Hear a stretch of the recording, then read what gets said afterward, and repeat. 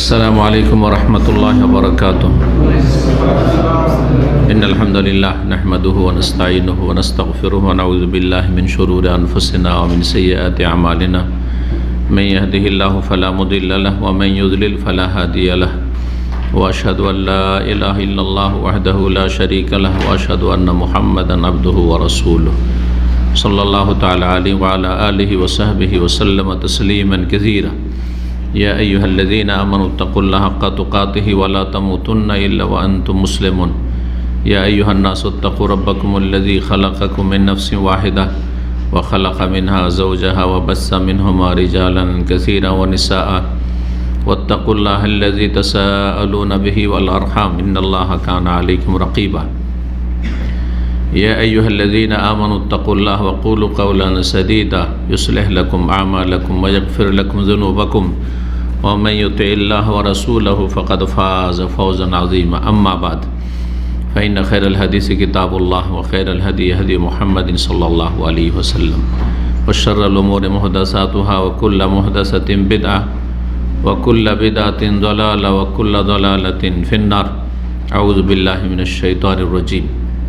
واتبعوا ما تتلو الشياطين على ملك سليمان وما كفر سليمان ولكن الشياطين كفروا يعلمون الناس السحر. সম্মানিত ভাতৃমণ্ডলী, আল্লাহ রাব্বুল আলামিনের প্রশংসা এবং প্রিয় নবী সাল্লাল্লাহু আলাইহি সাল্লামের উপর সালাত ও সালামের পর আজ 21শে শাওয়াল 1444 হিজরি মোতাবেক 11 মে 2023 আমাদের সাপ্তাহিক বিষয়ভিত্তিক আলোচনা। আজকের বিষয়বস্তু হচ্ছে জাদু এবং জাদুর লক্ষণ ও প্রতিকার সম্পর্কে। জাদু সম্পর্কে অনেক কিতাবাদি লেখা হয়েছে, যার ফলে একটি দুটি আলোচনাতে জাদুর বিভিন্ন দিক নিয়ে সবগুলি বিষয়ের উপর আলোকপাত করা অসম্ভব।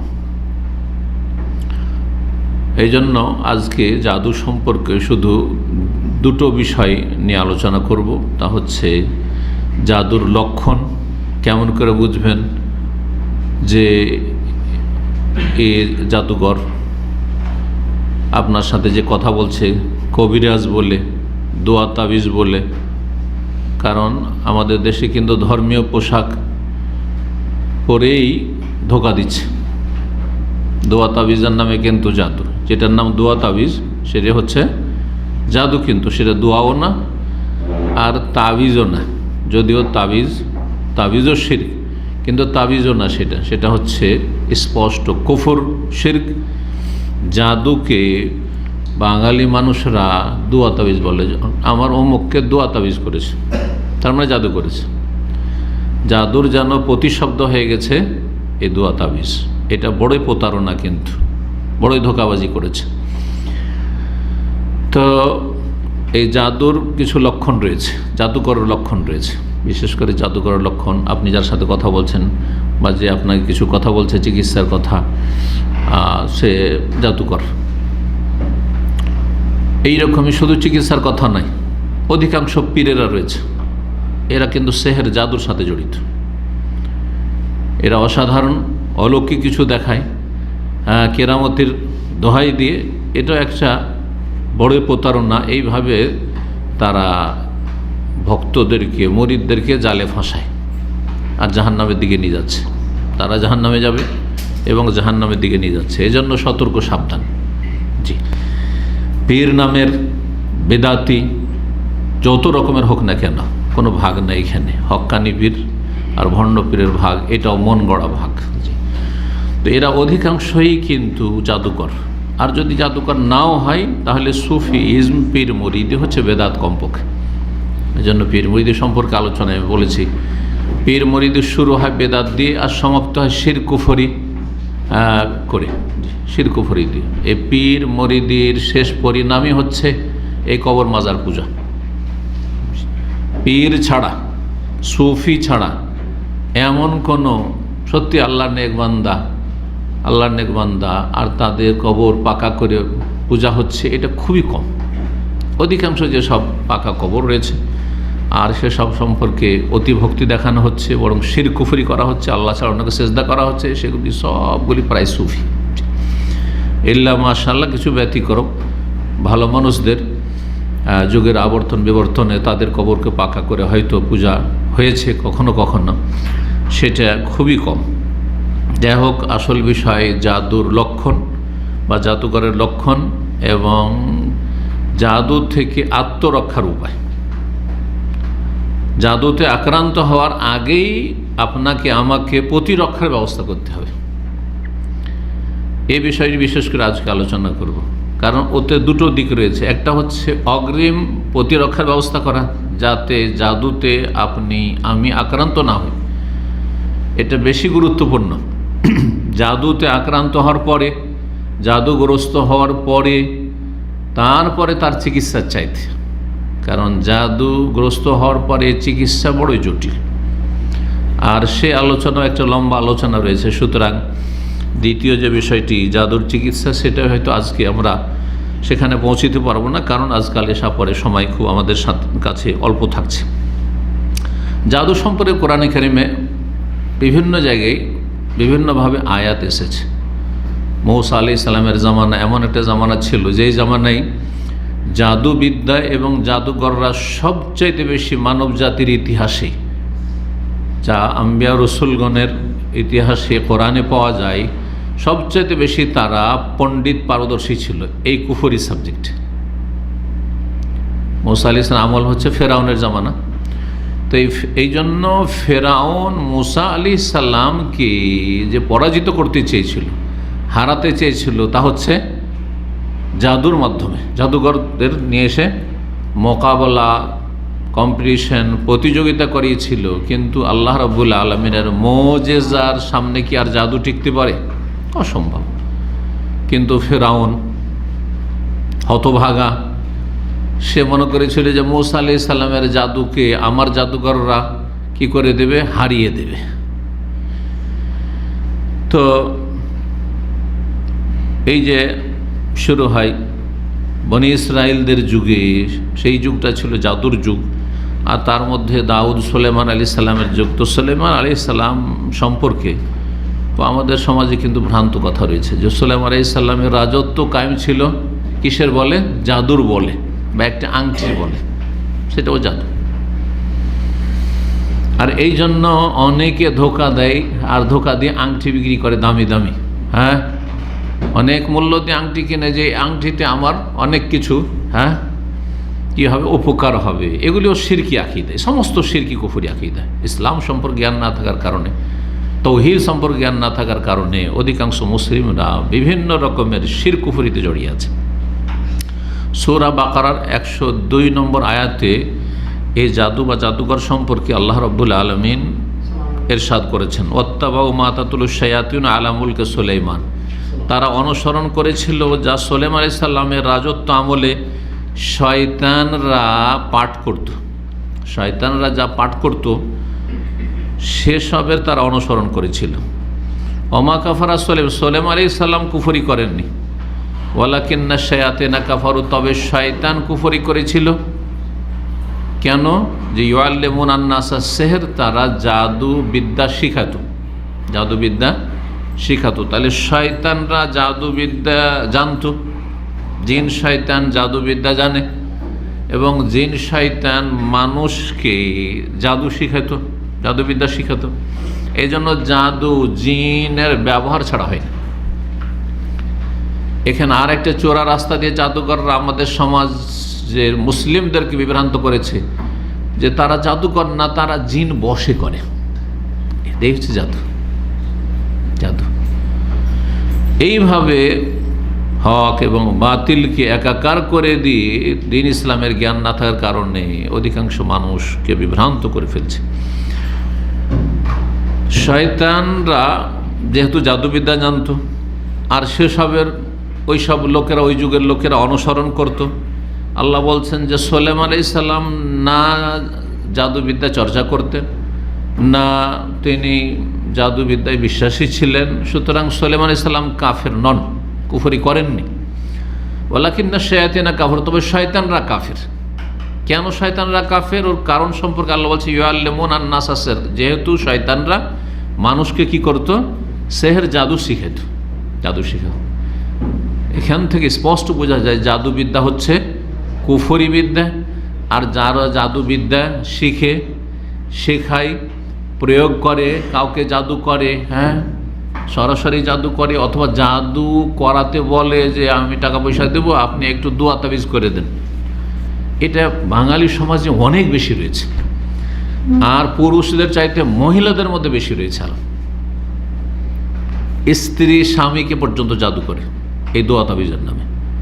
যদি একটু সন্দেহ হয় যে আমাকে ভালোবাসেন না, তো ভক্তি করেন না, বা আরেকটা বিয়ে করো বলছে, চলে গেল ওই জাদুকরের কাছে, ও তার নাম হচ্ছে কিন্তু হুজুর।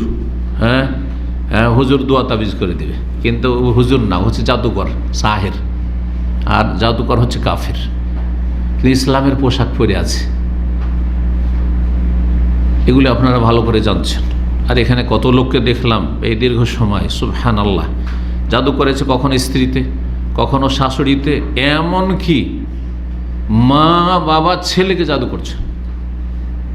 কয়েক বছর আগের ঘটনা, বেশি দিনের হয় নাই। ছেলে স্বয়ং আমার সাথে যোগাযোগ করেছে, আমাকে আমার মা নিজে জাদু করেছে শুধু যাতে করে আমি এখানে বিয়ে না করি।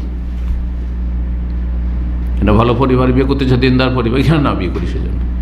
আর এমন জাদু করেছে সে পাগলের মতো হয়ে গেছে। এখন জাদুর প্রতিক্রিয়া, শারীরিক প্রতিক্রিয়ায় অনেক সময় পাগল হয়ে যায়, অনেক সময় মারা যায়। শুধু পাগল হয়ে থাকে, বাঁচতেই পারে না, মারা যায়। জাদুতে মানুষের জীবন শেষ হয়ে যায়, শারীরিক বিভিন্ন রোগে আক্রান্ত হয়ে যায়, মানসিক রোগে আক্রান্ত হয়ে যায়। বিভিন্ন রকমের জাদু রয়েছে। জাদুর মাধ্যমে যেমন প্রীতি ভালোবাসা সৃষ্টি করে এক শ্রেণী জাদু, তেমনি আর এক রকম জাদু এর বিপরীত রয়েছে, যার মাধ্যমে কি করে? শত্রুতা, বিদ্বেষ, বিচ্ছিন্নতা সৃষ্টি করে। সেই জাদুর কথাই এই আয়াতে আল্লাহ রাব্বুল আলামিন বর্ণনা করেছেন। ওয়ামা উনজিলা আলাল মালাকাইনি বিবাবিল হারুত ওয়া মারুত ওয়ামা ইউআল্লিমানি মিন আহাদিন হাত্তা ইয়াকুলা ইন্নামা নাহনু ফিতনাহ ফালা তাকফুর। হারুত মারুত এই দুই ফেরেশতাকে আল্লাহ রাব্বুল পরীক্ষার জন্য পাঠিয়েছিলেন। তারা শিখাতেন যে শিখো, ঠিক আছে শিখো, তোমাদের যে পরীক্ষা, কিন্তু ফালা তাকফুর, কুফরি করিও না, মানে জাদুর তোমরা প্রয়োগ করিও না, জাদুর প্রয়োগ করিও না।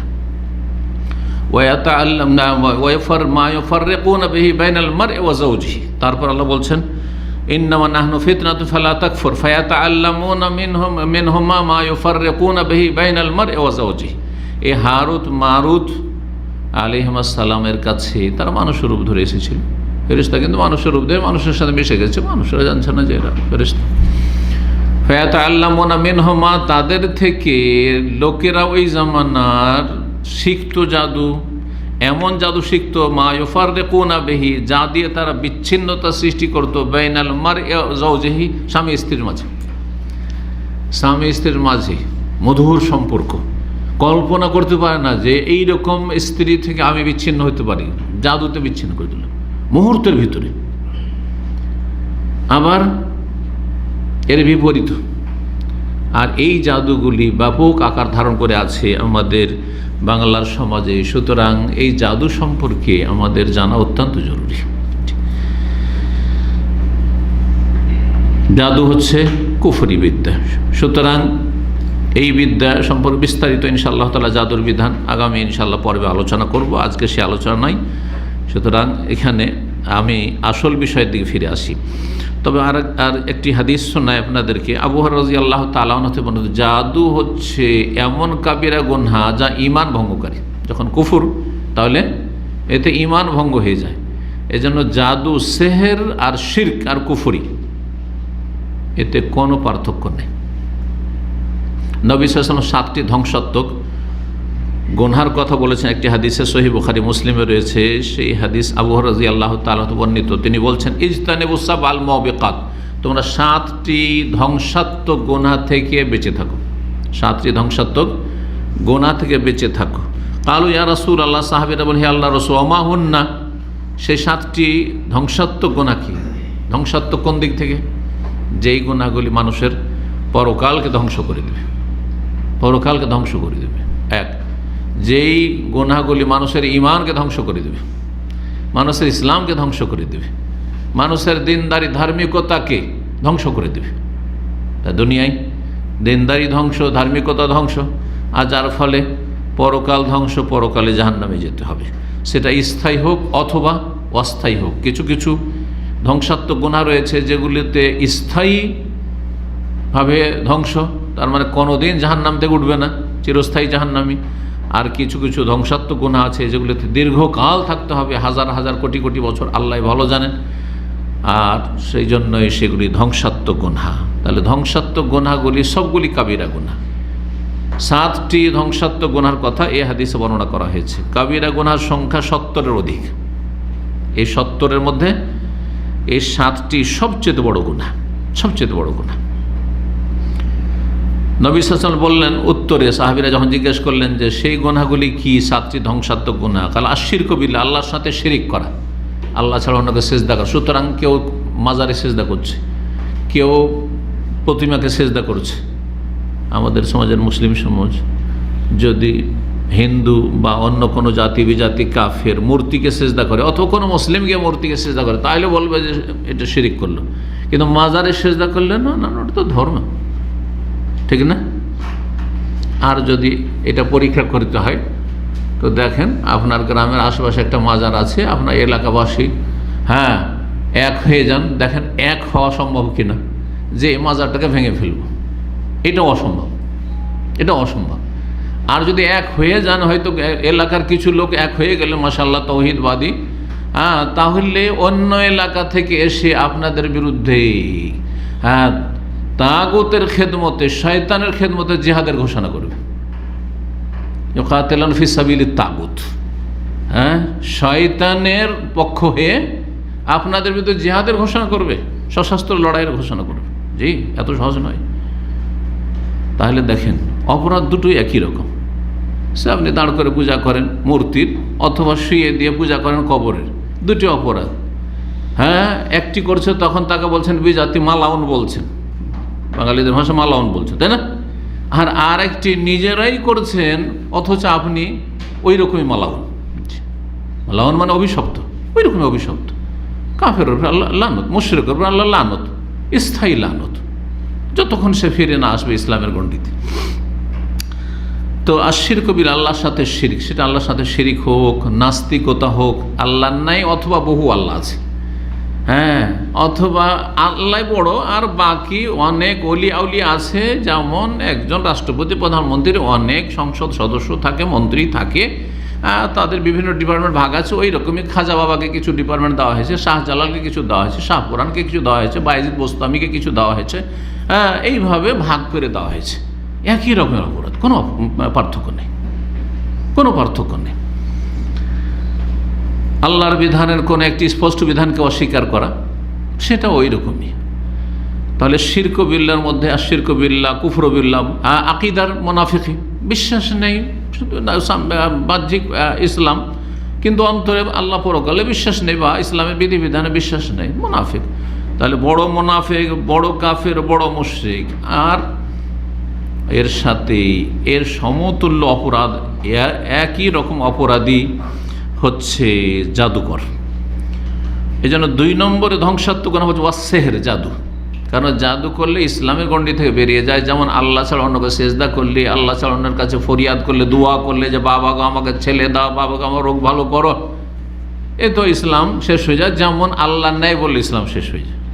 একজন বলছে আল্লাহ নেই, আরেকজন বলছে বহু আল্লাহ আছে, বা আল্লাহর হক সেজদা দোয়া এটা অলি আউলিয়াকে দেওয়া যায়, একই রকমের অপরাধ। আরেকজন জাদুঘর, একই রকমের অপরাধী। ওয়াসসিহর, দ্বিতীয় ধ্বংসাত্মক গুনাহ।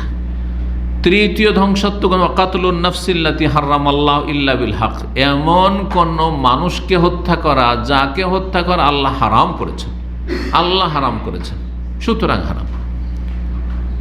যদি আল্লাহ হালাল করেন কোনো ক্ষেত্রে তখন হালাল। একজন বিবাহিত জেনা করেছে তখন হালাল, সেটা সরকারের জন্য, আপনার আমার জন্য নয়। যে বিবাহিত জেনা করেছে, গ্রামের লোক গণপিটুনিতে মেরে ফেলে,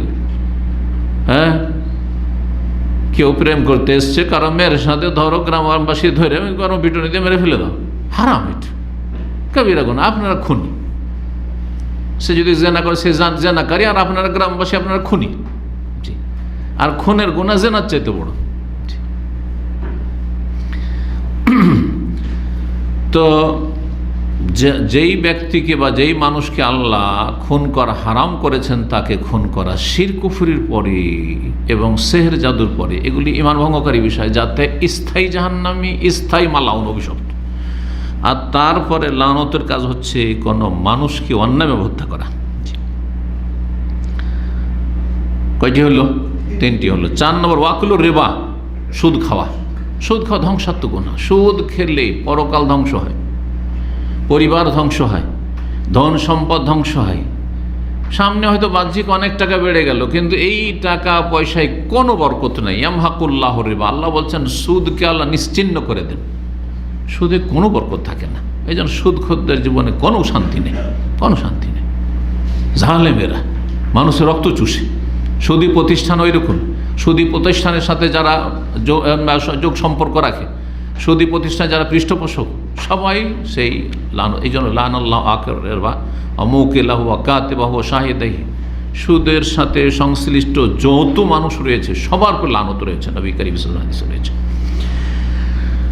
4টি হয়ে গেল। ওয়াকুলু মালিল ইয়াতীম, ইয়াতীমের ধন সম্পদ ভক্ষণ করা। চাচারা ভাতিজা ভাতিজি আছে, ভাই মারা গেছে, ধন সম্পদ বেইমানি করে নিল, দিল না। মামারা বেইমানি করে নিল, যারা দেখেন নিকটাত্মীয়রা দেখাশোনা করে এতিমের, আর এরাই বেইমানি করে, হয় চাচা না হয় মামা এই ধরনের, অথবা গ্রামের কিছু কাছের লোক আত্মীয়, যে কেউ হোক না কেন। কেউ যদি এতিমের ধন সম্পদ কি করে, ভক্ষণ করে, সেটা যে কোনোভাবে হোক না কেন, কোন রকমের পাই তারা করে ব্যবসার নাম দিয়ে নিলেন আর তারপরে লস দেখিয়ে দিলেন। আজকাল অধিকাংশ লোক যারা শেয়ারে অথবা পরের টাকা নিয়ে ব্যবসা করে লস দেখায়, ওর নিজের লস হয় না কোনোদিন। যে আপনার আমার টাকা নিয়ে ব্যবসা করে তার কোনো লস হয় না, শুধু যার টাকা নিয়ে ব্যবসা করছে তাকে শুধু লস দেখায়। বহু মানুষকে দেখলাম সুন্দর দাঁড়িয়ে আছে আর 5 ওয়াক্ত নামাজ পড়ে, অনেক সময় সহিহ আকীদার মাশাআল্লাহ দাবিদার, কিন্তু আমানতের ক্ষেত্রে এত দুর্বল যে আখিরাতে এই ধ্বংসাত্মক গুনার কারণে ফেঁসে যাবে। মানুষের হক নষ্ট করে, শুধু লস দেখায়, লস দেখাবে আপনাকে। আর বিশেষ করে যদি এতিমের ধন সম্পদ, অসহায়, হ্যাঁ, তার চোখ থেকেও নেই, সে বুঝে না যে আমার টাকা কি করছি আর কিভাবে কি করছি, সে জানে না, টাকা পয়সার নিয়ন্ত্রণ জানে না। আপনি যে কোনোভাবে যদি এতিমের ধন সম্পদ ভক্ষণ করে, ধ্বংসাত্মক গুনাহ। তারপরে কয়টি হলো? 5টি হলো।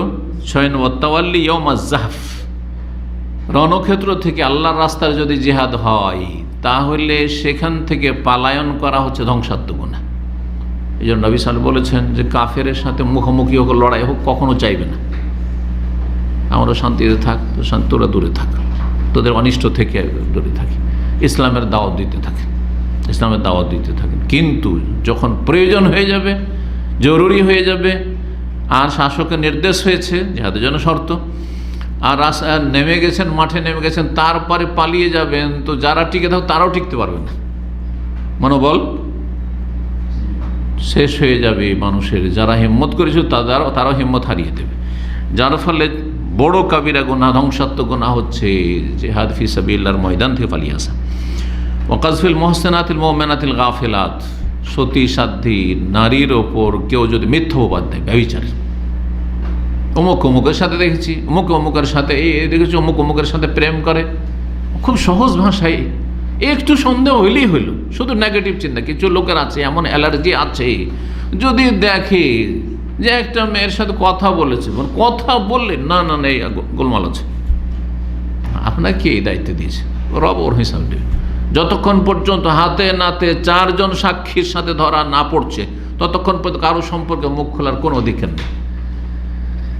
1 জন 2 জন 3 জন পর্যন্তও যদি দেখে থাকেন, তারপরেও যদি 3 জন মুখ খুললেন আর 4টা সাক্ষী না নিয়ে আসতে পারেন, সাক্ষীর ব্যবস্থা করেন আগে, না নিয়ে আসতে পারেন, তাহলে ইসলামের দৃষ্টিতে ইসলামী শাসন যদি থাকে, হ্যাঁ, কোরআনের আইন যদি থাকে, তাহলে আপনাদেরকে 80 কোড়া করে খেতে হবে। এত সহজ নয়, মান ইজ্জতের ব্যাপার। না হলে মানুষ যার সাথে দুশমনী আছে ফাঁসিয়ে দিল, যা করছে আজকাল। কারণ আল্লাহ ছাড়া বিচার করার কেউ নেই, আর বলে দিলে মানুষ বিশ্বাস করে নেবে। এটা ফেরেশতা চরিত্রের মানুষের বিরুদ্ধেও যদি কেউ বলে দেয় যে ওর নারী সংক্রান্ত তার খুব দুর্বলতা আছে, নারীদের সম্পর্কে তার খুব দুর্বলতা আছে, এইরকম কথা কেউ যদি বলে দেয়, ব্যাস বিশ্বাস করে নিল। আপনাকে বিশ্বাস করতে কে বলেছে? জানি না, আমি আমার জবানকে কন্ট্রোল করব, আমার চোখকে কন্ট্রোল করব, আমি ফাঁসবো না তার জন্য। যে বলেছে সে এই গুনাহ বোঝা উঠাকে। কার উপর মিথ্যা অপবাদ দেওয়া অত সহজ বিষয় নয়। দুনিয়ার সমস্ত কোটি কোটি টাকার যদি কেস হয়, দুজন সাক্ষী যথেষ্ট। কিন্তু কারো মানিজ্যত নষ্ট করার জন্য জেনার অপবাদ দেওয়ার ক্ষেত্রে, ব্যভিচারে যদি কেউ অপবাদ দেয়, তাহলে কজন সাক্ষী লাগবে? 3 জনও হবে না, 4 জন সাক্ষী লাগবে।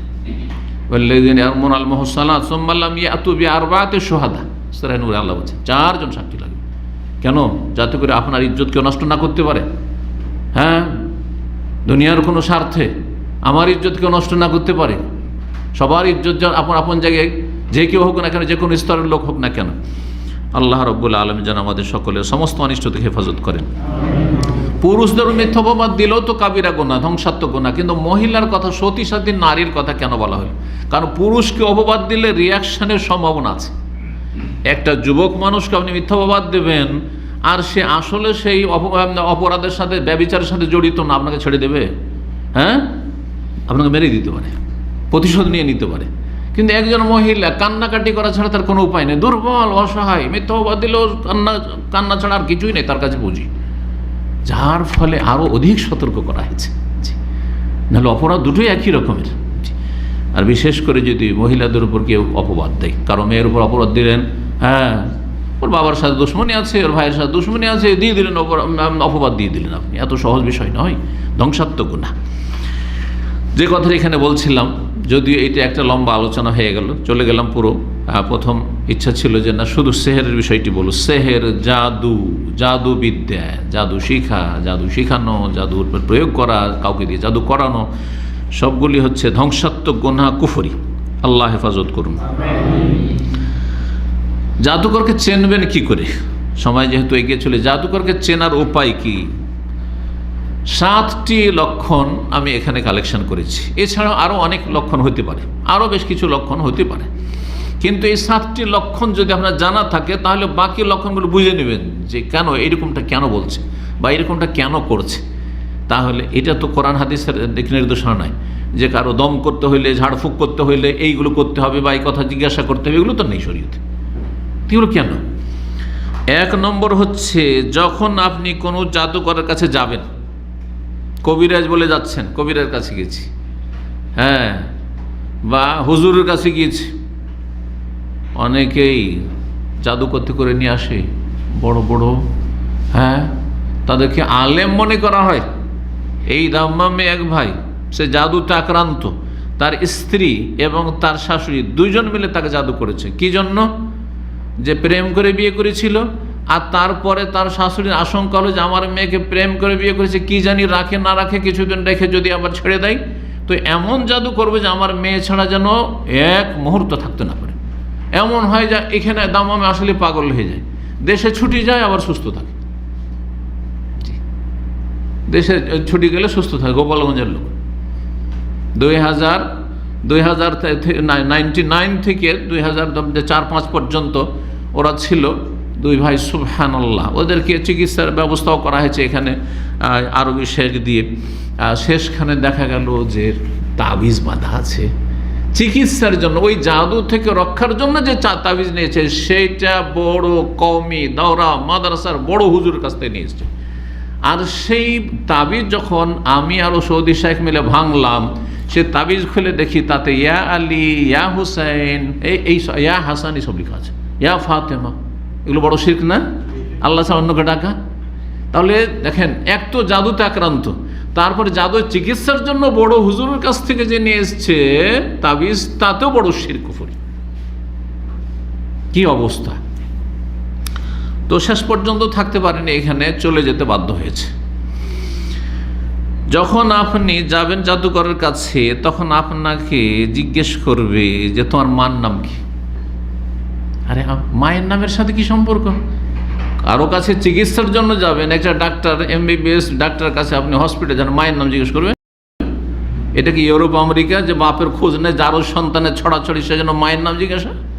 তো মায়ের নাম জিজ্ঞাসা করবে আপনাকে, তখনই জানবেন যে আপনার মায়ের নাম জানতে চাইছে জন্য সে জিন বসে রাখে এবং জিনের কাছে সাহায্য চাইবে যে এর চিকিৎসায় আমাকে সাহায্য করো, হ্যাঁ, অথবা একে জাদুটা করেছে কে, আর কোথায় করেছে, কোথায় কিসে জাদু করা, কোথায় আছে, এসব জানে জিনের সাহায্য নিয়ে। আর জিন অতক্ষণ সাহায্য করবে না যতক্ষণ পর্যন্ত শিরক কুফরি না করবে।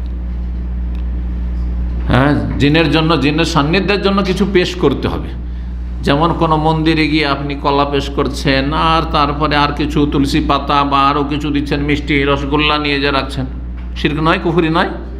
ঠিক ওই রকমই জিন ধরেন অমুক জায়গায় অমুক জিনিসটা রেখে আসুন, অমুক পুকুরে 1 কিলো দুধ ঢেলে আসুন, হ্যাঁ, অমুক জায়গায় একটা কালো খাসি জবাই করে অথবা সাদা খাসি বা সাদা মোরগ জবাই করে সেখানে এই রক্তগুলি সেখানে পুঁতে আসে। কেন এগুলো? এগুলো হচ্ছে জাদুকরের লক্ষণ, এগুলো জাদুকরের লক্ষণ। 2 নম্বর লক্ষণ হচ্ছে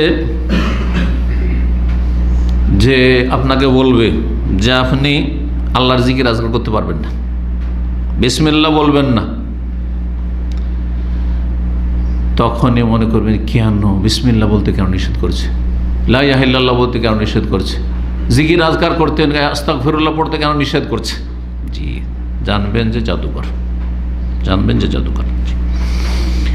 3 নম্বর, যখন দেখবেন যে আপনাকে অদৃশ্যের কথা বলছে, আর এটা খুব বেশি হচ্ছে, অদৃশ্য চোখের আড়ালের কথা বলছে।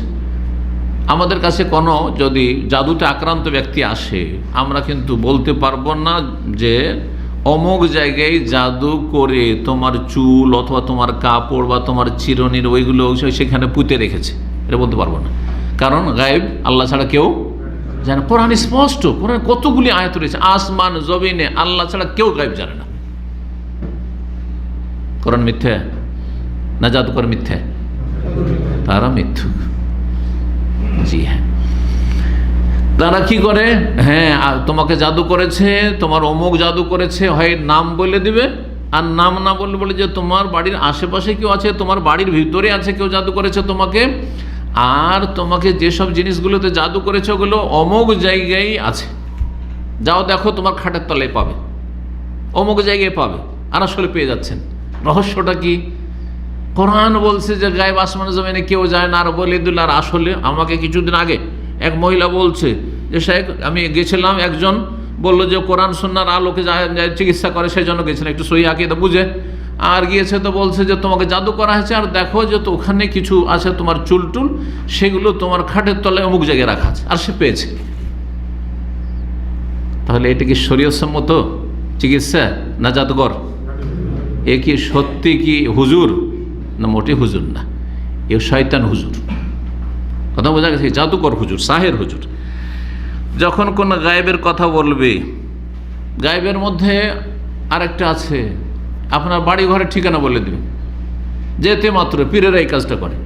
পীরেরা কীভাবে মরিদকে ফাঁসায়, ও আপনি পাবনা থেকে এসছেন না, আপনার ওই সমস্যা আছেন না, আপনার এই জন্য এসছেন না, আপনার স্ত্রী অসুস্থ এই জন্য না, আরে সবই তো মিলে যাচ্ছে, ভাবছি যে তো পীরে কামেল, কিন্তু না, এ সাহের কামেল, বড় কামেল জাদুকর। কথা বোঝা গেছে?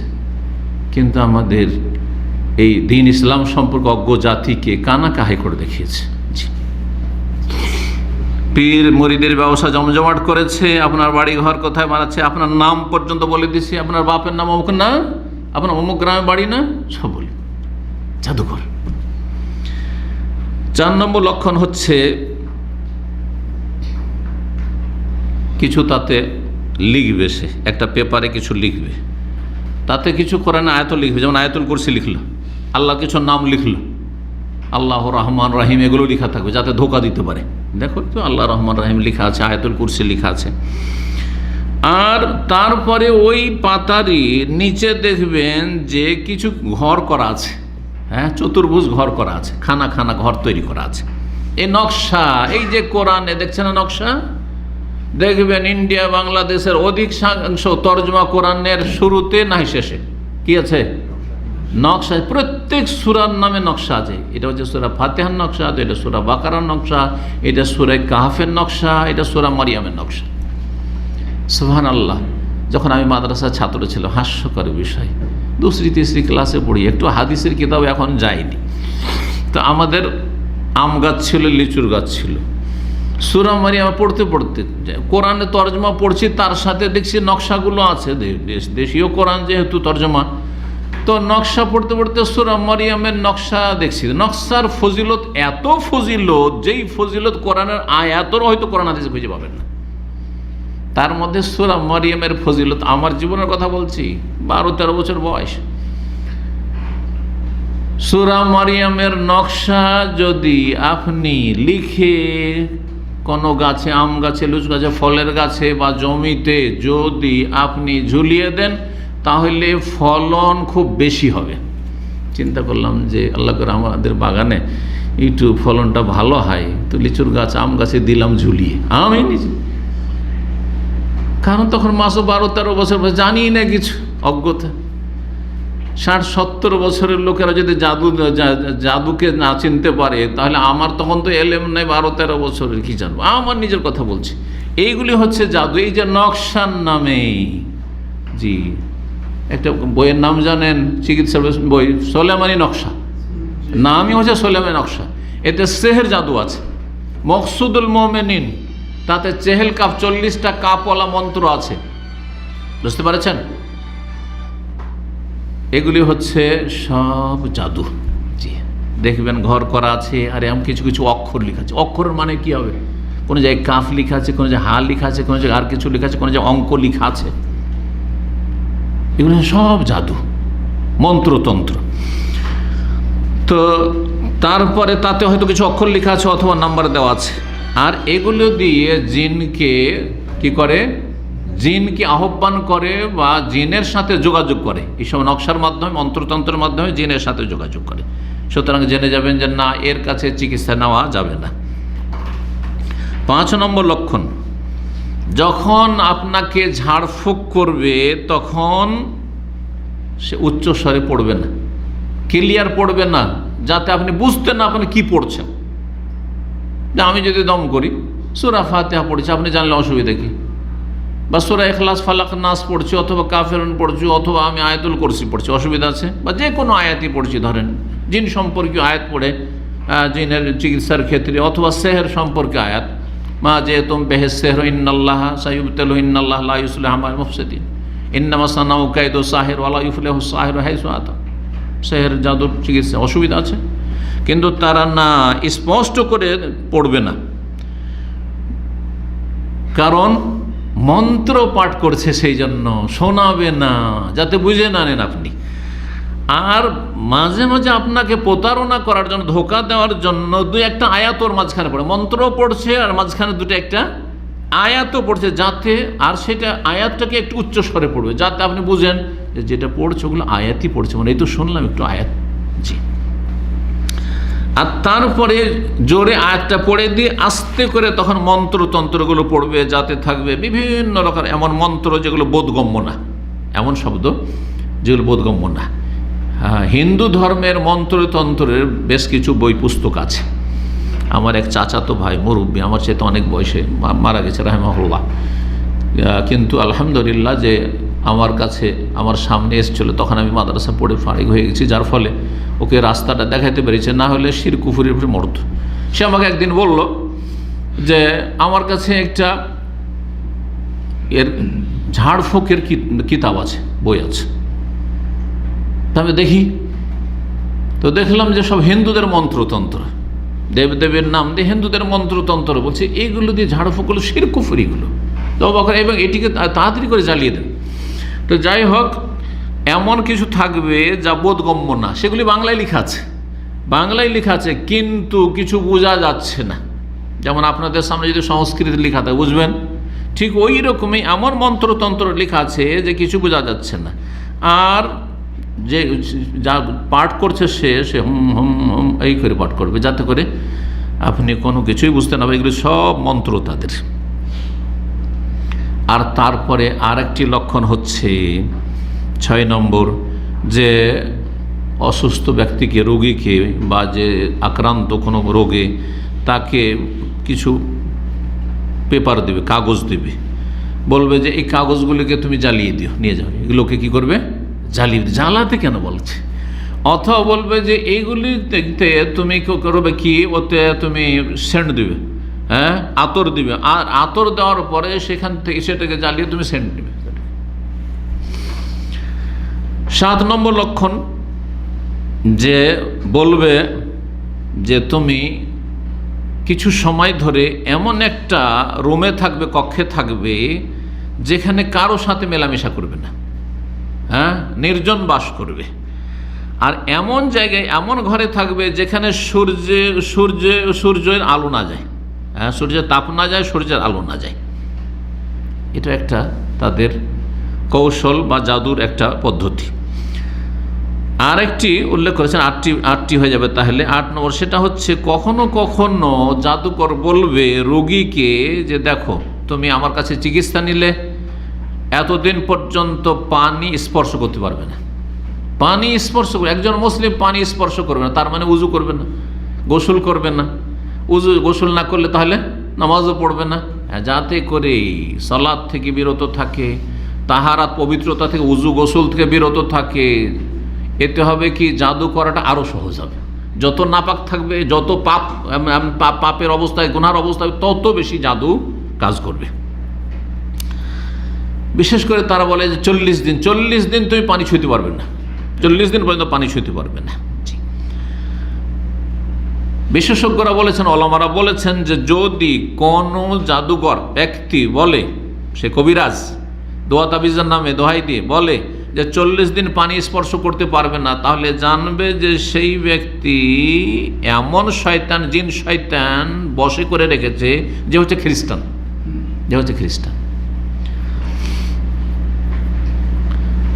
এই 8টি লক্ষণ আপনাদের সামনে পেশ করলাম। কিসের?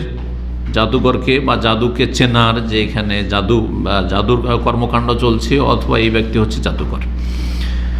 এখন জাদু থেকে আত্মরক্ষার উপায় কি? দুটো দিক রয়েছে। একটা হচ্ছে অগ্রিম আত্মরক্ষার আমাদের প্রত্যেকের প্রয়োজন। এটা যারা সুস্থ আছেন আর যারা অসুস্থ আছেন, সব অবস্থায় আমাদেরকে সব সময় প্রোটেকশনের ব্যবস্থা চারিদিক থেকে। যেমন আপনি নিজেকে মানুষ দুশ্মন থেকে বাঁচিয়ে রাখেন, যাকে মনে করেন যে আমার জানের দুশ্মন, ওর ধারে কাছেও যাবেন না, তাই না? ওর থেকে বাঁচার জন্য ওই রকম আপনি তদবির করছেন। ঠিক ওই রকমই আপনাকে জাদু এবং জাদুর অনিষ্ট থেকে, জাদুকরের অনিষ্ট থেকে আত্মরক্ষার জন্য অগ্রিম ব্যবস্থা নিতে হবে, ওয়েকায়া। আরেকটি হচ্ছে আক্রান্ত হওয়ার পরে চিকিৎসা। ইনশাআল্লাহ তাআলা আগামী পর্বে বা আরেকটি পর্বে আলোচনা করব। আজকে আপনাদের সামনে শুধু আলোচনা করি যে জাদু থেকে রক্ষার জন্য অগ্রিম ব্যবস্থা কে নেবেন। সবচেয়ে গুরুত্বপূর্ণ বিষয় আল্লাহর জিকির। আজকার যারা করে, তার কাছে শয়তান আসতে পারে না। শয়তান অনেক শক্তিশালী হয়ে আসে। শয়তানকে যদি শয়তান বলেন তো আরো শক্তিশালী হয়ে যাবে। হ্যাঁ, শয়তানকে যদি খবিস বলেন বা শয়তানকে গালমন্দ করেন, তাহলে আরো শক্তিশালী হয়ে যাবে। কিন্তু যদি বলেন বিসমিল্লাহ, সাথে সাথে একেবারে কীট পতঙ্গের চাইতেও বেশি দুর্বল, অসহায় হয়ে যাবে। ওলামার এই কথা বলেছেন, বিসমিল্লাহ। এই জন্য বাথরুমে ঢোকার সময় বিসমিল্লাহ। হ্যাঁ, আপনার একটা বাচ্চা পড়ে যাচ্ছে, হ্যাঁ, দেখছেন যে আষাঢ় খেতে যাচ্ছে, বিসমিল্লাহ। জি হ্যাঁ, বিসমিল্লাহ বলেন, তারপর ইন্না লিল্লাহ বলেন যদি কিছু হয় তাহলে, কিন্তু বিসমিল্লাহ বলেন। এতে হবে কি, শয়তান একেবারে অসহায় হয়ে যাবে, মশা মাছির সমানও তার মধ্যে শক্তি থাকবে না, ওলামারা বলেছেন। তো আল্লাহর জিকির আজকার বেশি বেশি করা, আর বিশেষ করে সকাল সন্ধ্যার জিকির আজকার অত্যন্ত উপকারী। এই ক্ষেত্রে 5 ওয়াক্ত সালাতের পরে জিকির আজকারগুলি অত্যন্ত উপকারী। যারা 5 ওয়াক্ত নামাজের পরে জিকির আজকার করে নিয়মিত, যেগুলো সুন্নতি জিকির রয়েছে, তারপরে সকাল সন্ধ্যার সুন্নতি জিকির আজকার, বেদাতি জিকির আবার নয় কিনা। কারণ জিকির বললে আমাদের দেশে আবার হুহার ইল্লাল্লাহ, হু এসব জিকির, হ্যাঁ, ওই সব করলে শয়তান আরও পেয়ে যাবে।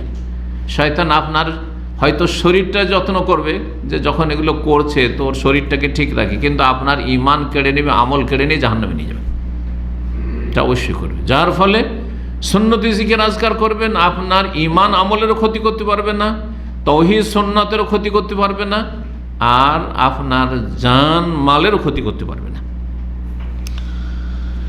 সকাল সন্ধ্যার জিকির আজকার 5 ওয়াক্ত নামাজের পরে জিকির আজকার করলে শেখ ইবনে বাজ রাহিমাহুল্লাহ বলেছেন, যেই ব্যক্তি নিয়মিত এই জিকির আজকারগুলি করে সেই ব্যক্তি হচ্ছে ওয়াজাকিরিন আল্লাহ কাসীরা ওয়াজাকিরাতের অন্তর্ভুক্ত, যাদের আল্লাহ প্রশংসা করেছেন, যাদের জন্য আল্লাহ মহাপুরস্কার রেখেছেন। আদাল্লাহ হল মাগফির, আল্লাহ তাদের গুনাহগুলি ক্ষমা করেন এবং তাদের জন্য মহাপুরস্কার আল্লাহ তৈরি করে রেখেছেন।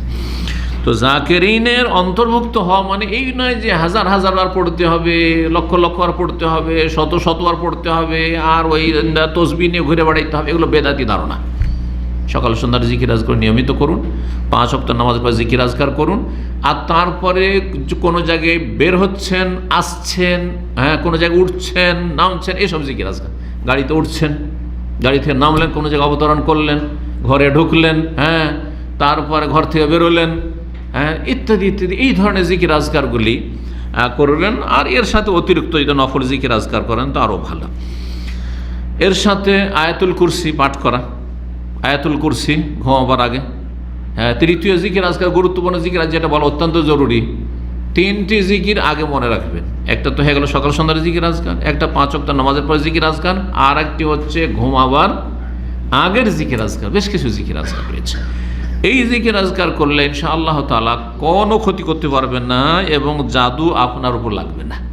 আমাদের দুশমন নাই, কত দুশমন আছে, কিন্তু আল্লাহ রাব্বুল আলামিনের পক্ষ থেকে হেফাজতের ব্যবস্থা আছে, অগ্রিম সিকিউরিটি যেন আপনার জন্য। আল্লাহ তৌফিক দান করুন। এইরকম সূরা ইখলাস, নাস, ফালাক এগুলো পড়া, এগুলি পড়া। নবী সাল্লাল্লাহু আলাইহি ওয়াসাল্লাম হাদিসে রয়েছে যে সকাল সন্ধ্যা এগুলো যদি পড়ে তাহলে সমস্ত অনিষ্ট থেকে হেফাজতে থাকবে। কোরআনে কারীমের তেলাওয়াত যদি বেশি বেশি করেন, বাড়িতে কোরআনে কারীম যদি তেলাওয়াত হয় তাহলে শয়তান ক্ষতি করতে পারবে না, শয়তান ক্ষতি করতে পারবে না। এই জন্য নিয়ম বানিয়ে নেন যে সকালে প্রথম কাজ ফজর পড়ে কিছুক্ষণ হলেও তেলাওয়াত করব, আবার ঘুমাবার আগে সামান্য কিছুক্ষণ হলেও তেলাওয়াত করব। এই মোবাইলের ফিতনার যুগে আর নেটের ফিতনার যুগে কোরআন তেলাওয়াত যে করে সেই ব্যক্তি ভালো মানুষ, এতে কোনো সন্দেহ নেই, এবং তার জীবনে বরকত আছে, এতে কোনো সন্দেহ নেই।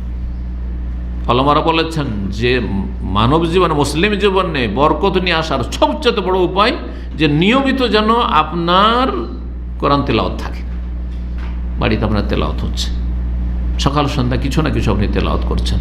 ডেলি 1 পারা যদি না করতে পারেন আরও কম করেন, কিন্তু করেন, কিছু না কিছু তেলাওয়াত যেন হয়। আল্লাহ তৌফিক দান করেন।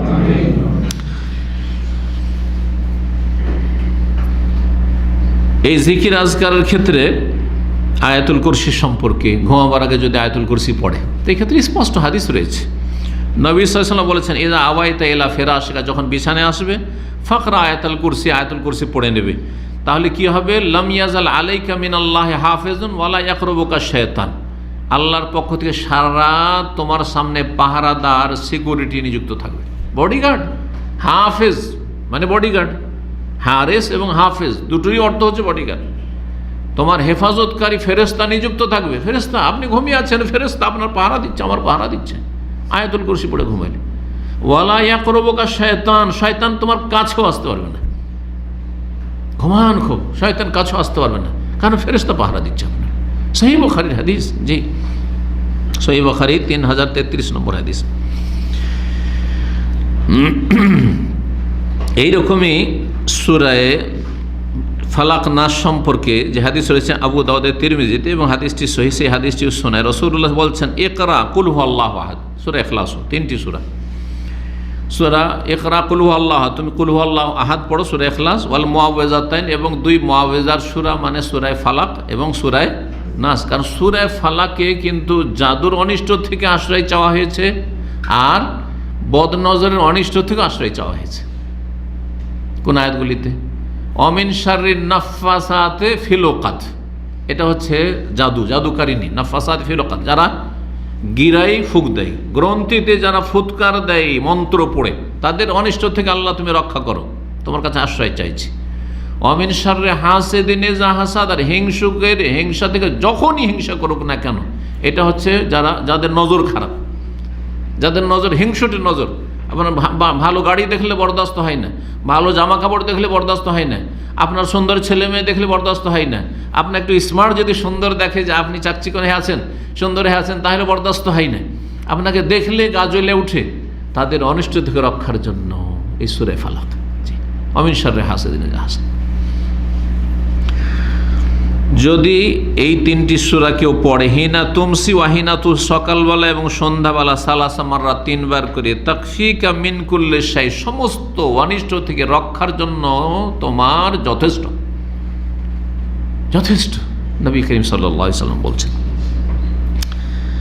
আরেকটি দোয়া, সেটি হচ্ছে বিসমিল্লাহিল্লাযী লা ইয়াদুররু মা ইসমিহি শাইউন ফিল আরদি ওয়ালা ফিস সামাই ওয়া হুয়াস সামিউল আলিম। কার মুখস্থ নেই? প্রায় যারা আলহামদুলিল্লাহ এখানে যারা আসেন, তারা বাইরের লোকদের মুখস্থ নেই, যারা দিন শিখে না এখানে এসে, তাদের মুখস্থ নেই, কিন্তু আপনাদের মুখস্থ আছে, কিন্তু অনেকে আমল করেন না।